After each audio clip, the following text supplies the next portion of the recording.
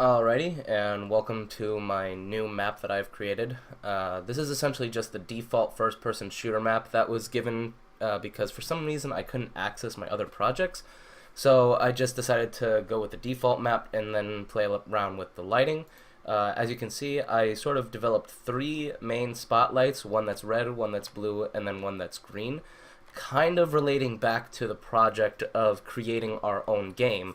Even though that's supposed to be a third-person adventure game, I still wanted to go with the main lighting that came with like the blue, the red, and the green, just because I thought that it actually looked very nice.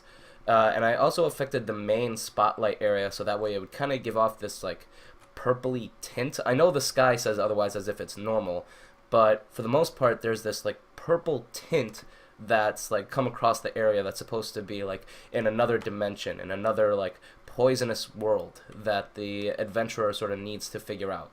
And as you can also see, I applied a spotlight onto the player and attached it to the player so it could kind of give off this like gold tint, almost, as you can see on the gun. And I also did the same thing for the individual bullets, so that way they would have their own like separate color as well.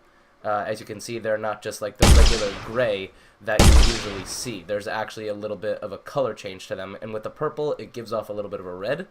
While if there was no lighting affecting at all, the ball would still be yellow, the same color as the player.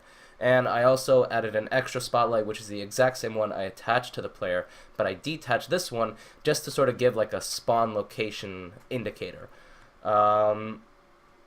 I kind of like the idea of just sort of messing around with all the different lights, especially with like this purple tint that affects it, just to sort of show that it's not necessarily your normal lighting scenario. And I feel like if I played around with it a little bit more, I could make it even darker, add a couple of more shadowy effects, and that was pretty much it. I had a lot of fun with this, and hopefully this suffices for the project. Thank you.